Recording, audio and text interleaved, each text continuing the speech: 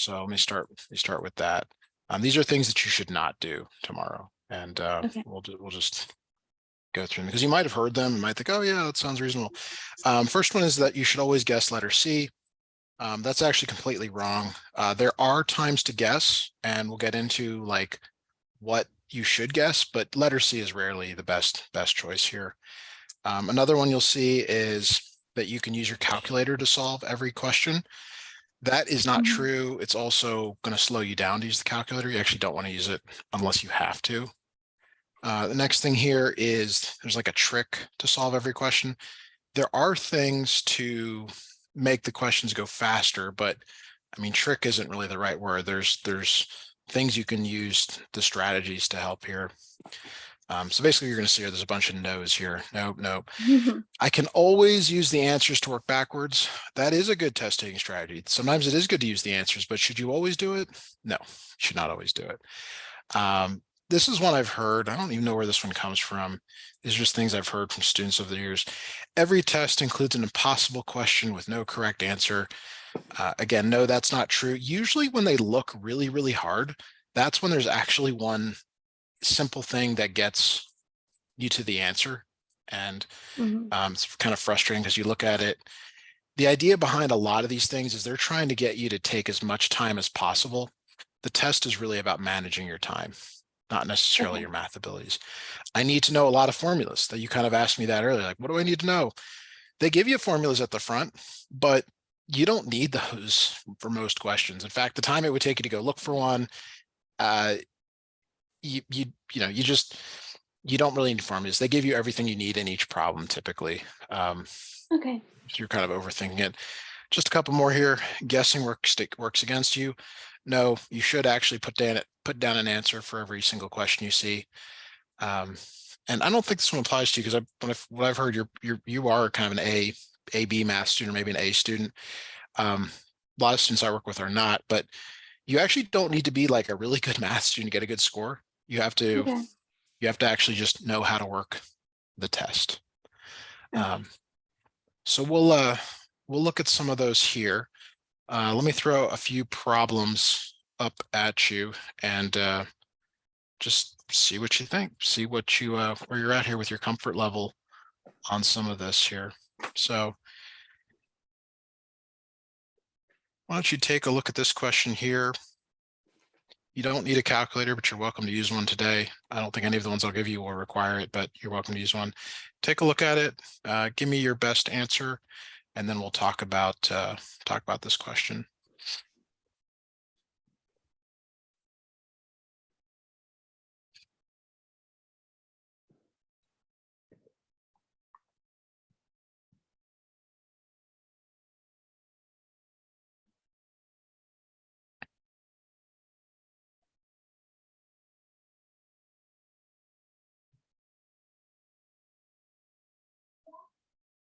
Is it D?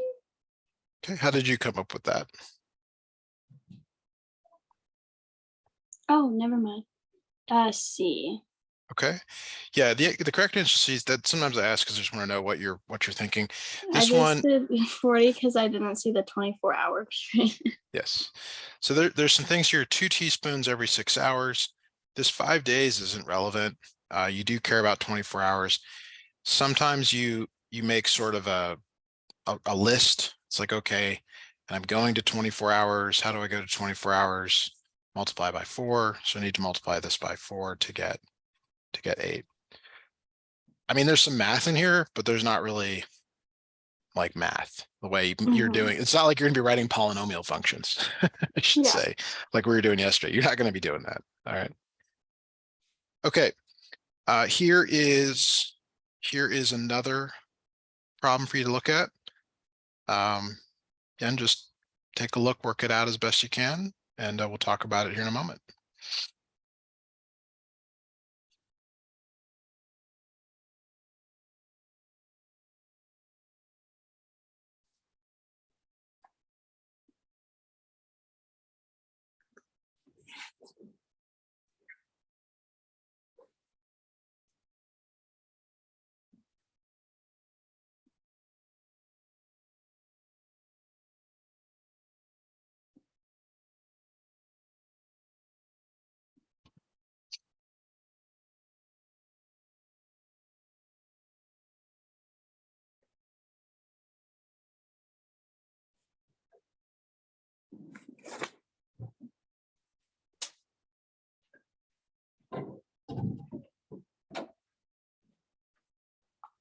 I'm not sure. I feel like the question's like kind of confusing. Okay. So let's do this here. Let's look at the question again, but let's look at it without this other part here. So let me just put this down here. And let's just say I said to solve for x. Okay. X plus 3 equals 2x minus 2. How do you solve this for x? What do you do to manipulate this equation? You put all the x's on one side. Exactly. So maybe you subtract x from both sides, you add 2 to both sides, and you get 5 equals x. Okay. No, not too bad, right? So you might think, well, that means that 5 is the answer. But what is the question actually asking for? The value of x minus 4. Right. So you have to take your value of x, which was 5, and subtract 4 from it, which is 1. Okay. So you might feel like, oh, this is a trick question, or it's deceptive. And it kind of is. I think one of the worst parts here is that you solve this for x, you get 5, you think you've done it right, and you just move on. There's a couple of ways to do it. The first way is exactly what we just did, where you solve for x, and then you get the value of x minus 4. Now, what I'd like to do is show you another way to solve this. And if we did a lot more lessons, or you sign up for one of the classes that I do, we could absolutely do more like this. But what they're asking you to do is to make one side of the equation look like x minus 4, which seems a little weird at first. Like, why would I ever do that? But it is a bit faster. So let me show you that here. So if I subtract x from both sides, just like we did before, it's 3 equals x minus 2. But I really want x minus 4. So if I subtract 2 from the right and subtract 2 from the left, 1 is equal to x minus 4. There's your answer. Oh, So is that a shortcut? What is that? I'm not sure what to call it. It's the nature of these tests. Like, you're used to going into a classroom, giving an equation, give me the value of x, not x minus 4. So what you have to get used to is that this test, basically everything you've learned in the classroom about the structure, like the way you do your work, is not useful in this test. You have to get the answer in as fast a way as you can. You don't need to show your work. You just need to get the right answer. Okay. okay. Now, I'm about to contradict myself a little bit, but that a lot of the problems are like this, where you can do something to simplify it. Here's a new problem for you to look at. It says, in the XY plane, a circle with radius 2 has center 0, 0. Which of the following is an equation of the circle? All right. So remember when I said you don't need formulas? This one you kind of do. Yeah. Can you eliminate any of the answers from what maybe you remember about the equation of a circle? It's okay if you can't. I'm just asking. Not really. That's what like I need like remembering. Right. Yeah. So this would be in the beginning. It would say x squared plus y squared equals r squared in the beginning. So notice C and D are out because they're minus. Okay. So if you were to guess, at least you're guessing between A and B, but we don't want you to guess. The radius is 2. That's the value of r. 2 squared, which is 4. That's your final answer for this. Okay. Okay. So do you need to know this formula? No, because it's on the test. But like I said, it's better if you know it, so that you don't go back and look and get the waste the time to go back and look or try to pull it up. Are you doing this online or in person? It's in person. In person. Okay. All right. So here's a new question for you to look at. This is a free response question, so there is not always multiple choice, and you probably saw that on the PSAT. The question here is just asking for the value of m, which is the slope in this case. It's 2, right? the slope is rise of 2, run of 1. Yeah, it's just 2. Okay, so not too bad. Maybe it looks harder than it actually is. So maybe you feel like, okay, these aren't too bad. I mean, a couple of them, I needed a formula. He showed me a little Mhm. solution simplification technique. Then you get a problem like this, and you're like, Yeah. oh boy, what am I gonna do here? So one of the strategies that we could talk about is looking at the answers. So when you look at the answers, can you tell me something that's the same or different about any of these, some of these? Like, tell me what you see. They all have b squared and a squared. Okay. So a little more specifically, like they all have 1a squared. Okay. Yeah. So that's not super helpful, but the b squared over 2, b squared over 4, b squared over 4. Okay. And then some of them have ab, some don't. Is that kind of seeing some of those now? Like you look, Yeah. these two don't have that middle term. These two do have the middle term. That's something here. Now you've probably heard this, earlier classes, like it is to, sorry, it's terrible writing, solve a simpler problem or do a simpler problem. Mhm. And we're like, well, what would I even solve here? Well, let's do this. Let's do a plus 6 squared. Okay, now why am I choosing 6? So there are numbers that you don't choose. You don't choose typically 0 and 1. Okay, because they know that students like to try numbers, so you pick something other than those. So if we make b over 2, 6, that's kind of far away. And we actually were just doing this kind of stuff. If you remember, a plus 6 squared means a plus 6 times a plus 6. Could you FOIL that for us, please? Mhm.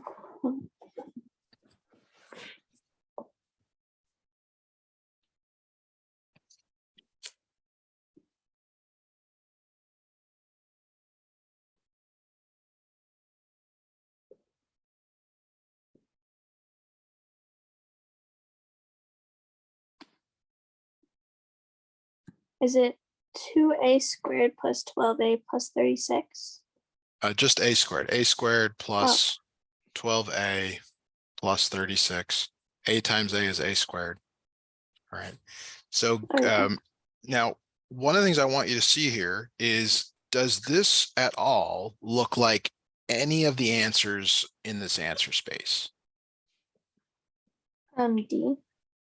And I would actually say it looks like could be either C or D. Okay. Mhm. And the question is, well, which one is it? And that's where it's a little bit harder to like know for sure, but you could maybe use the fact that we set b over 2 equal to 6 to figure that out. It is D, but without getting into like why it is D, notice you can reduce some answers by just doing a little bit of work. Then maybe you notice something you didn't see before, and you did. Okay. All right, so that question I just gave you is on kind of the harder end of questions that you'll see, because it's symbolic, not even sure what to do, things like that. All right. So here is, kind of another question for you to look at here. You've seen complex numbers. They usually give you like one complex number question on the test somewhere. Mhm. Any idea to start something like this or what you might do? Um. Well, maybe like put -1 in for the I squared. Absolutely. I like that. I squared is -1. So 5 plus 12i minus 9 times -1 minus 6i. All Mhm. right, I agree. That looks good. But there's more to do here. What might you do next to solve this one? Could you put in? Would you then substitute the I for -1, or You, the you, third of -1. you've already done it. Like what you, this is what you did over here is correct. You now have to focus on this stuff here. Okay. Like let me give you a parallel problem here. Again, this kind of that solving another problem. Let's say it was 5 plus 12x minus 9 times -1 minus 6 times x. What would you do in that situation? I'd solve out the 9 and the 1, and Yep. then Like you'd subtract multiply, them. maybe distribute the negative, combine like terms. Yes. Yeah. So you can do it for x and just make xi in the end. Again, like you're not graded on your work, so however you want to do it is okay. Okay. So can you work that out here and see which one you come up with? Mm-hmm.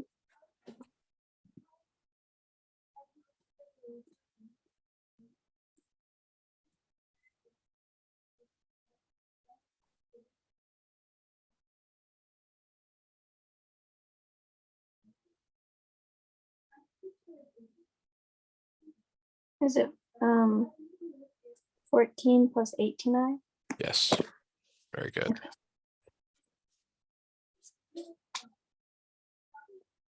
You're probably not used to, I don't mean to speak for you, but I'm just assuming you're probably not used to just making these kind of like changes to these problems without, and having, you don't have to even justify it. You just go and you, Yeah. and you just, if it works, it works. Yeah. It is not like the stuff you're doing in the classroom. That's for sure. All right. So we're gonna do a few more questions here. Kind of, I'm gonna break up our lesson today into kind of this introductory lesson, and then we'll move on to something else. Like to spend 5 more minutes doing problems here. So this is a great problem because it's got fractions in it. You're like, oh my God, fractions. Yeah.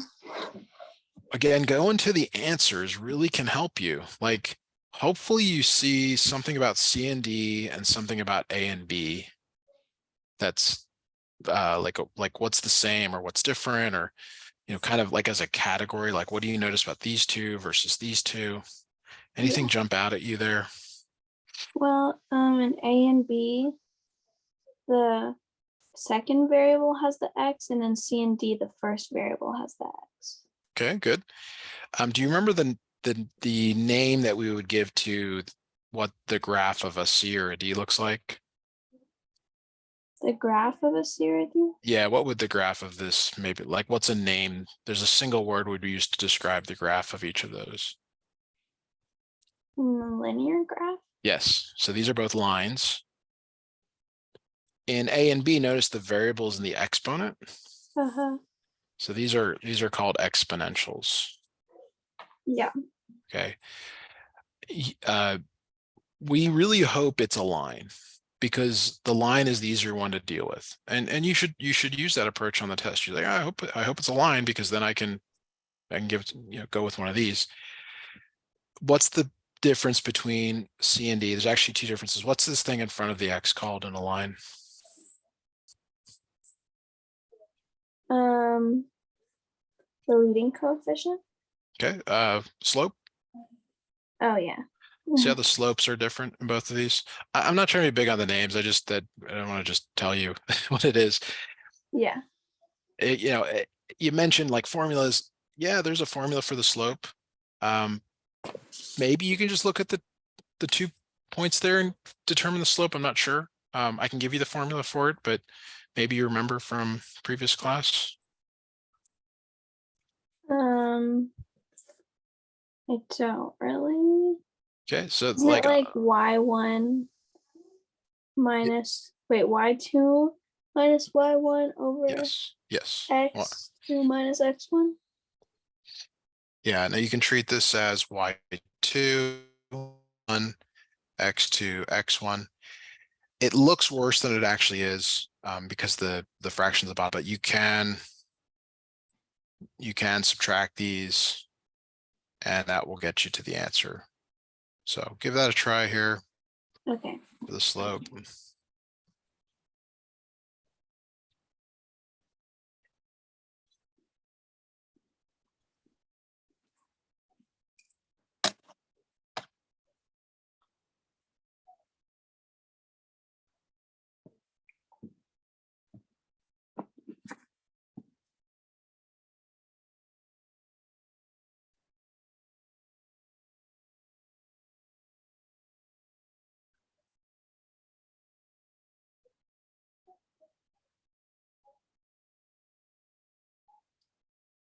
I just got 7/2. Yes. So see how that's letter D. Mm-hmm. So we're focusing a lot on the answers, and that is a test taking strategy to consider. Okay. There's a ton of these. So this will be our last problem here. I'll work through this one with you before we switch to a different topic here. So one of the things I mentioned is that you need a calculator for every problem. And when you read this question, it says random sample of 50 people from a town with population of 14,878 were asked to name their favorite flavor of ice cream. If 7 people in the sample named chocolate as their favorite ice cream flavor, about how many people in the town would be expected to name chocolate? When you look at the answers, see how they're all nice? You know, they like end in 0. They're nice Yeah. numbers here. The numbers given aren't really nice. Like 50 is, but the 14,878 is not. It says about how many. Uh-huh. When you see about how many or estimate, even if you have a calculator, you don't need to use it, because you're going to be estimating in such a way where the answer will be very clear. Okay. Okay. So it says that 7 people in the sample, 7 out of 50, like chocolate. Okay. If we multiply these both by 2, that means 14 out of 100, or 14%, liked chocolate. Okay. Mm-hmm. And we know the population is about 15,000. Okay. 14%, really close to 15%, we'll say, for rough round Mm-hmm. numbers. So 10% of 15,000 is 1,500, and 5% is half of 1,500, so that's 750. If you combine them together, 2,250. Notice the only answer reasonably close is B. Okay. And A is way too far off. C is way too far off. Same with D. The other thing I'll point out, and I don't know what time you're taking this test, probably in the morning, but sometimes you get these problems and you're, depending on where, if you just had dinner, you're like, oh, ice cream sounds pretty good. Like, they choose things to be distracting. They talk about, Mm. the good smell of ice cream, or, spending a day on a beach, Yeah. all to get you distracted. Okay. Yeah. All right. So How do you do the like percentage things? Like, I mean, this is actually a proportion. Are you talking about the 10% and the 5%? yeah. Okay, so 10%, you're just moving the decimal over 1 for 10%. Okay. And so that's 1,500. And then 5% is half of 10%. So you take half of this number. Okay. I do a whole lesson on that, if you're interested as well. I call it the rule of tens for that. Okay. Okay, so we're about halfway through, a little more than halfway through our lesson. So what I typically do is we can either do what's called a test taking strategy. What I've done thus far is just give you kind of a smattering of questions and ideas. We could actually focus on one test taking strategy, or we can do what I call a content area. There's certain things that I know will be on the test, so it's good to like work on a lot of those types of problems. We might be able to do both. I couldn't say for sure. Is there a direction you want us to head for the rest of this lesson today? Um, Maybe a content area, but Okay. also like, my mom said that she can pay for more time if like that's available for you. I unfortunately have to stop at our normal our stopping time tonight. Okay. I know that I'll just say probably doing more lessons now wouldn't necessarily benefit you anyway. Like, this might even give you too much information to take into the test. Okay.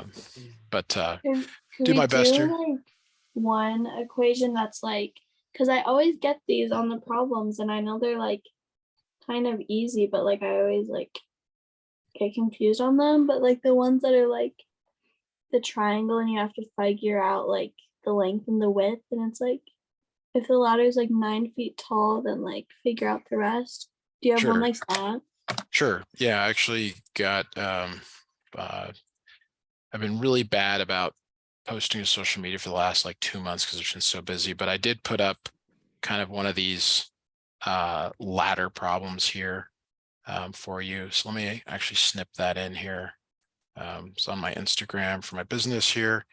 Here you go. This is a pretty tough one, by the way. I don't make Okay. them very easy. I'm hoping to get more views, but let's take a look here. A 26-foot ladder is leaning up against a wall such that the base of the ladder is exactly 10 feet from the edge of the wall. Okay. Could you try drawing that scenario there Yeah. for us?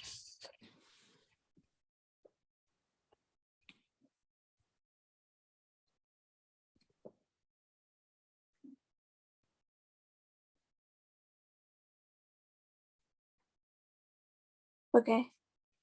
All right. So the orientation of the triangle doesn't matter, but if you probably did one of these, one or the other. Which one did you do?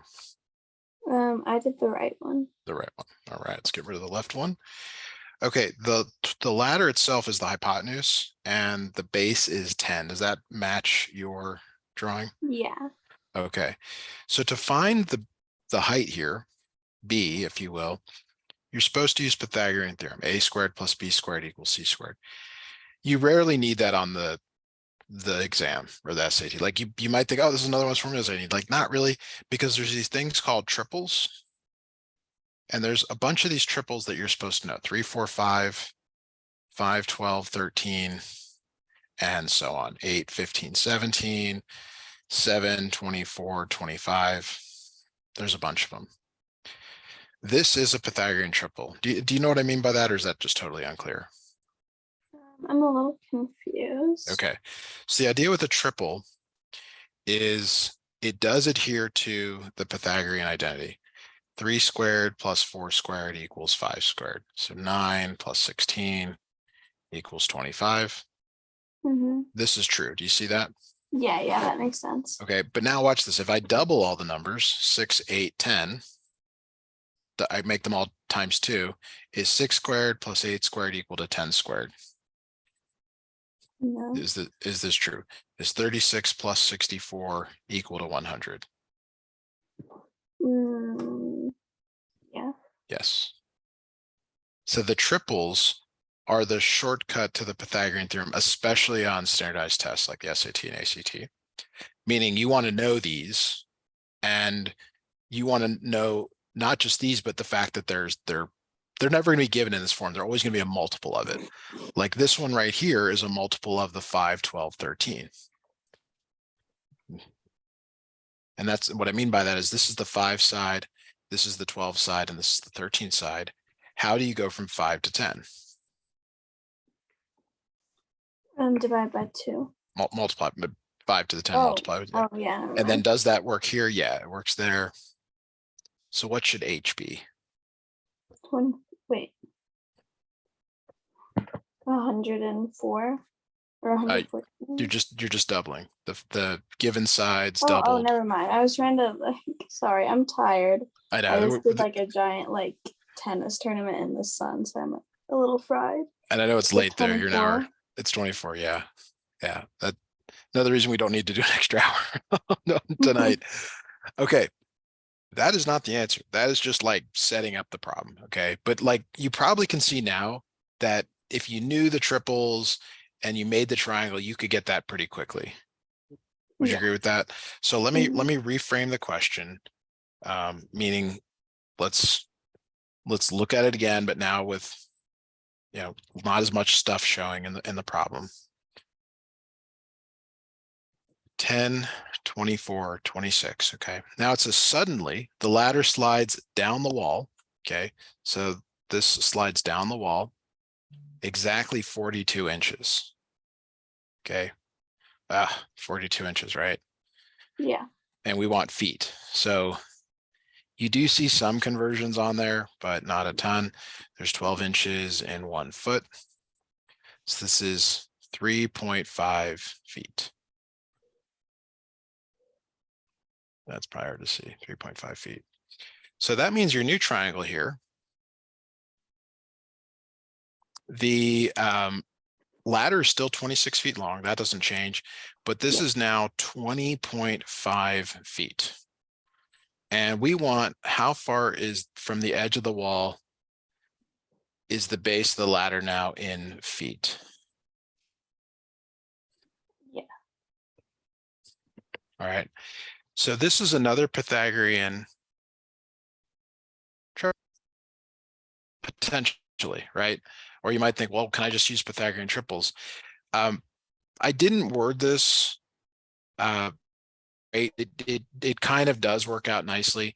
You do need to use the Pythagorean here. B squared plus 20.5 equals 26 squared. I should have said something about estimation in here.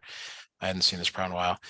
So 26 squared, if you don't have a calculator, could be a problem. It's 676. Mhm.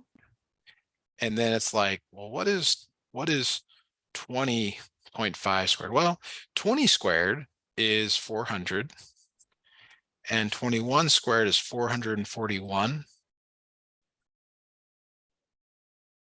You'll just have to take my word for that on those.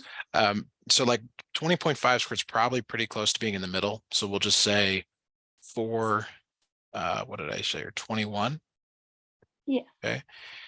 And if you subtract, b squared equals 200 and no, this isn't right. It's not 676. Is that right? Sorry, I guess I do need to go check. It's late for me too. Yeah, 676, 21 squared, 441.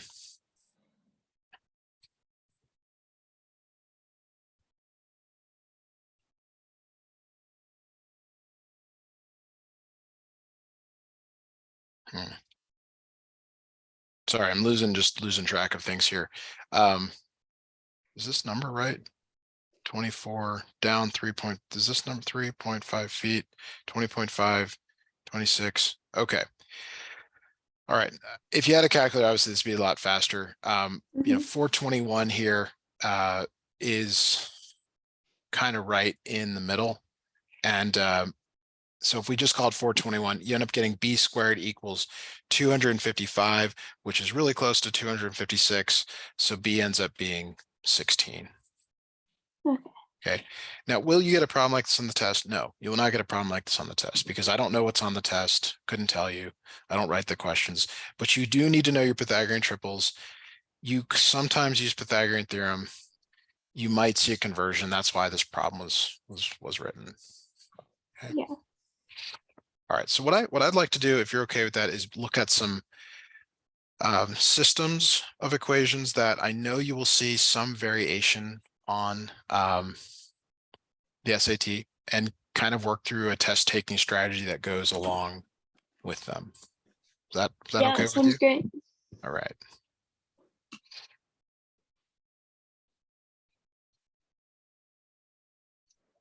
Okay. According to the system's equations above, what is the value of X? Okay. So here's what you don't do. You do not solve the system. Do not solve the system ever. It's slow. You don't need both X and Y. You just need the X value. You never, never, never solve the system. Just, you know, that's where it's like, wait, I've been told my whole life to solve the system in math. Like, nope, you don't do that. Hmm. These are the X values. We're going to make a table. Okay. And we're going to use equation 1. So in equation 1, if X is 6, what is the value of Y? Just looking at equation 1. If X is 6, what would Y be to get to 21? 15. 15. 8 is 13. 13 plus 8, 15 plus 6. Okay, so I call this the table method. You now take these ordered pairs and you try them in the second equation. But you don't solve it. Like you don't do the whole like, oh, let me solve for X and then Y. And you'll see why when we do a harder problem, why this is so beneficial. So you're looking for number X subtracted 2 times Y gets you to -3. So basically I'm asking you to try these ordered pairs until you get the right answer there in the system. Okay.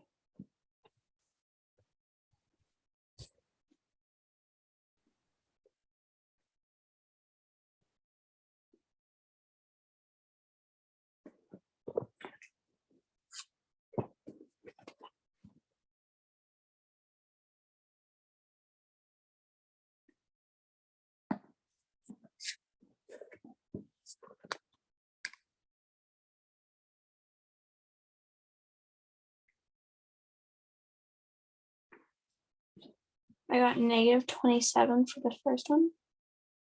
Okay, so all you got to do is say didn't work. Doesn't work. You don't even need to get the number. You're like, nope, that one doesn't work. Okay.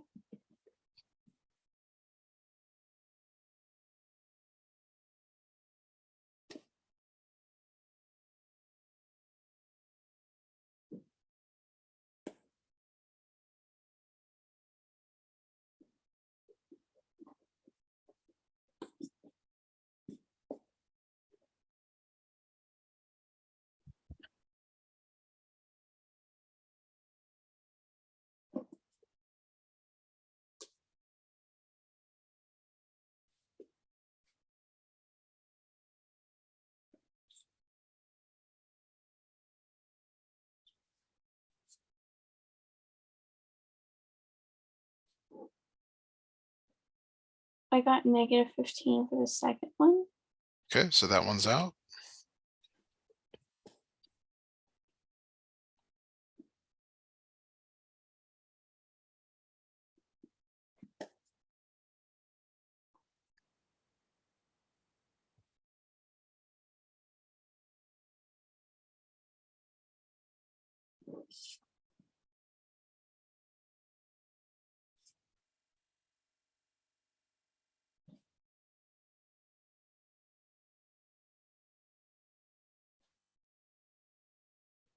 I got -6 for the third one. Check that again. So for C, it's 13 minus 2 times 8. So 13 minus 16. Yeah, So that one is good. that one's good. Yes, 13 minus 16 equals -3. Oh yeah, it is. So the idea here is you use one of the equations to build a table, then you test the answers in the other one, and you can test them in any order. You can say, well, I like this one, or this one, this one feels better to me to test. You'll see in some of them that the like other possible equations, like or the other some of the answers are so outrageous, you're like, well, it's not that. Yeah. Or you don't have to try it until you get to the end. So let's look at another one here. I got tons and tons of these to help you with. So if x, y satisfy the given system of equations, what is the value of y? So this time they're giving you the value of y. You've got to come up with the value of x. And we're going to use the first equation for that. Okay. So if y is 2, what is x? What x is, and you can write it if you need to, but we want to limit how much you write on here. Again, they're not grading your work. What would the x value be in that case? 0. 0. And then you do the same thing. You say, okay, what if it's 3? Then what is y? What is x? 1, Okay, how about for 4? 2. And then 3. Yeah. Now, when they're in this wrong order, because we like things in alphabetical order, we like order to things, I rewrite them. That's worth doing. And then I cross that out so I'm not getting confused. And then same Mhm. thing. You test those numbers in the system there Okay. until you find the one that works. And one will work for sure. Okay.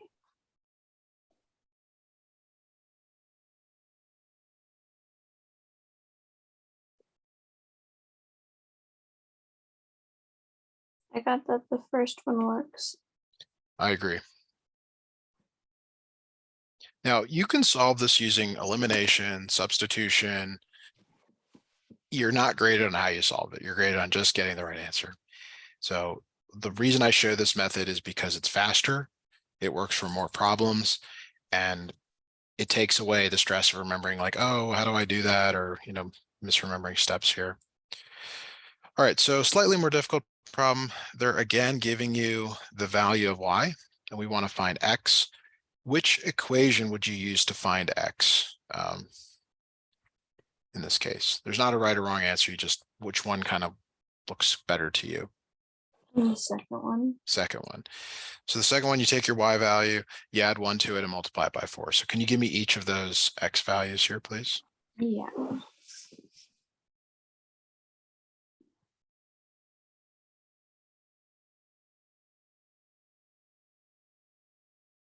The first one's 12. Okay.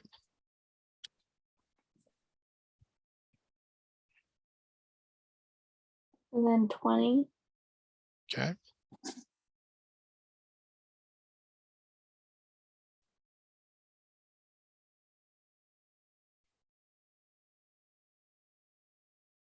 And then 52. I'll give you the last one there. Okay. All right. So I mentioned this, like, don't do the last one.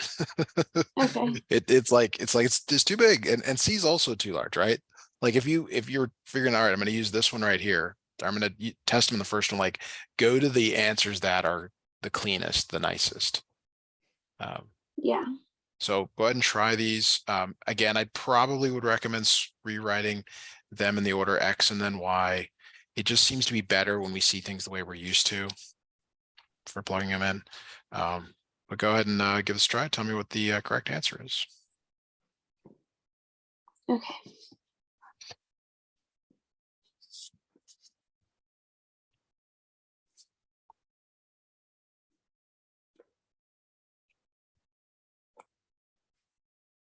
I just thought that the first one works.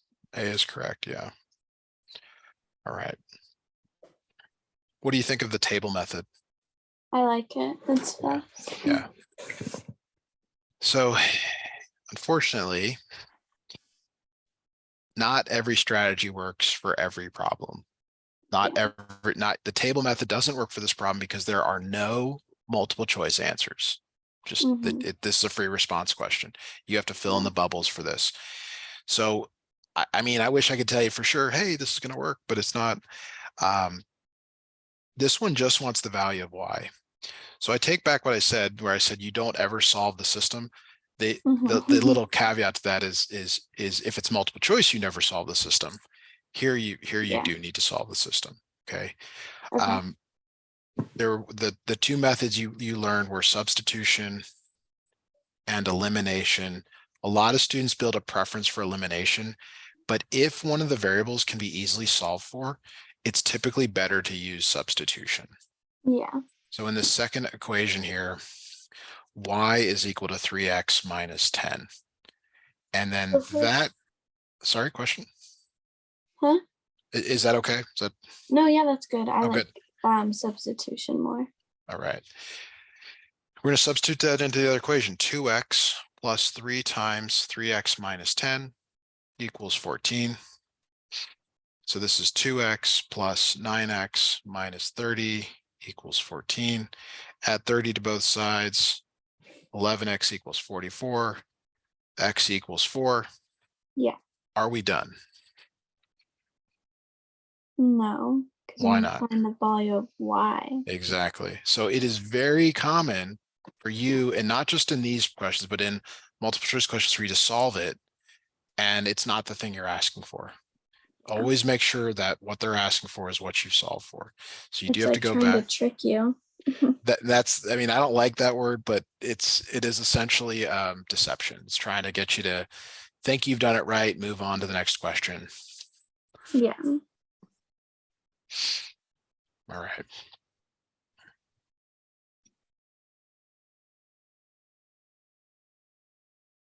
All right, so here's one more question for you to look at. You can solve it however you want. You know, I'm not grading you, so I don't care how you do it. I mean that in the nicest way, like use whatever method you want. You can use the table method, elimination, substitution, whatever you want here, but here's a final question for you to look at tonight. Okay.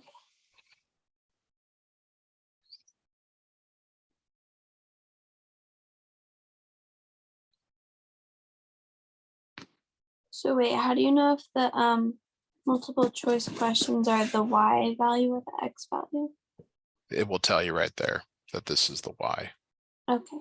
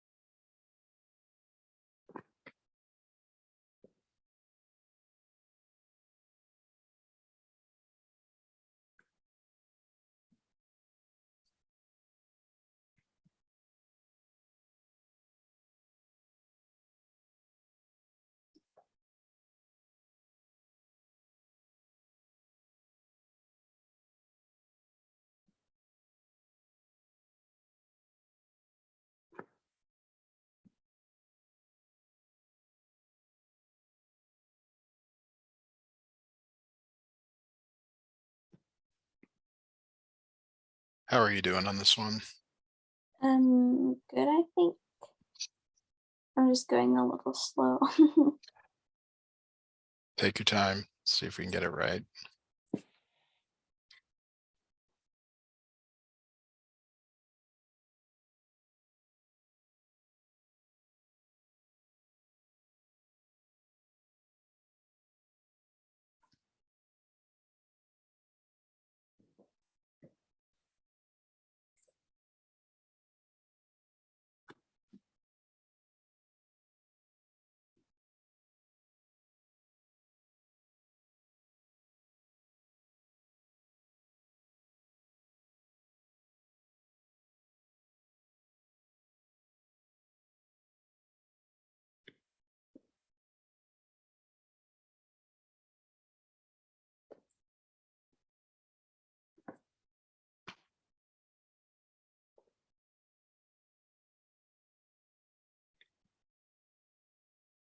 I got the last one D. You are correct. All right. Well, good job. We covered a lot, covered a Yeah. ton. And